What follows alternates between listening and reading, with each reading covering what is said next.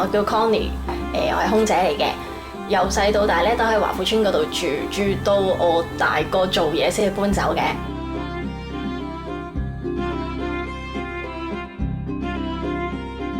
我喺屋企排第3啦，由細到大都係喺華富村嗰度讀書，冇出過去。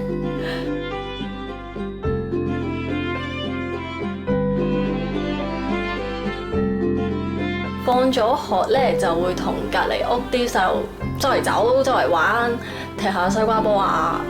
會攞個背心膠袋喺巷尾嗰度當風箏咁放咯。都有好多曳嘢、得意嘢、百厭嘢，多到講唔晒。翻嚟啦！有媽媽煮飯呢個時候。老豆咧係啦，老豆就喺床下底攞咗個盒仔出嚟，紙盒咁，好似鞋盒咁樣嘅。一開係隻雞仔，好得意，毛神神，黃色嗰啲。咁從此之後，屋企就多咗個新成員啦。我記得屋企出面嗰條走廊咧係好長嘅，成班細路最中意咧就攞住個水槍周圍射啊，周圍走，周圍玩。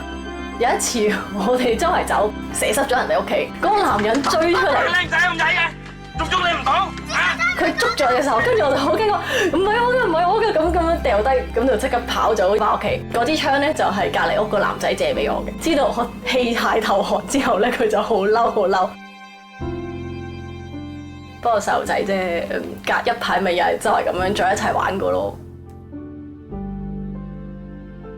好多人都話華富村咧有 UFO 嘅，咁我自己冇見過啦。但係有一次啦，望住個海，見到有支嘢伸出嚟喎。我到而家我都覺得佢係潛水艇。仲有一次，有個朋友同我講話，佢見到嗰啲戰鬥機喺度花式表演，啲後面會噴彩煙嗰啲咧，係有啲誇張嘅。但係我相信無奇不有咯，華富村啊嘛，咩都有㗎啦。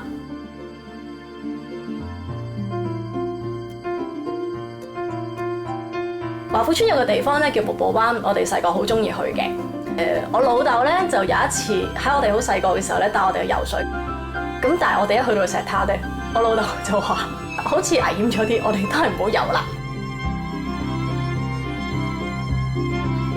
咁老豆咧就結果教咗我哋玩片石咯，嗰度瀑布灣有個水凼咁樣，我哋可以片石。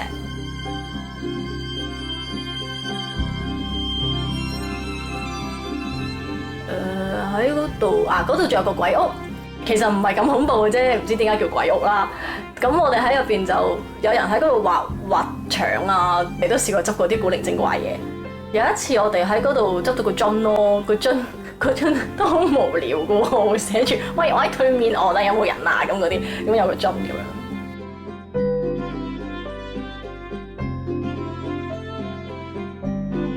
華富村嘅建築咧就好通風嘅，邊度打仔啊，邊度嗌交啊，就成條村都知道晒，成條街都知道晒。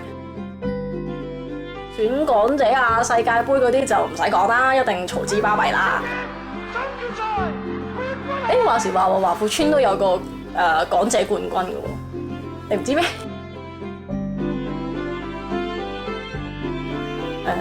講翻嗰隻雞仔先，嗰隻雞仔咧就由雞仔變咗大雞啦。我一路都冇懷疑嘅，咁佢喺屋企咁翻學放學，直到有一次咧，差唔多做節啦，唔知嘅，咁嗰晚食飯食雞，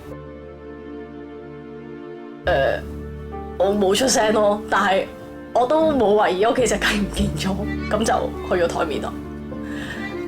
讀完中學啦，之後就做空姐啦，搬離開華富村嘅，咁方便翻工咯。但係老豆阿媽就繼續喺華富村嗰度住。我哋三姊妹就每個月都會翻去基地嗰度食飯啊，同阿媽傾下偈啊，飲下茶啊。住咗喺華富村都好多年啦，而家講翻其實有好多好難忘嘅回憶嘅，真係講唔晒。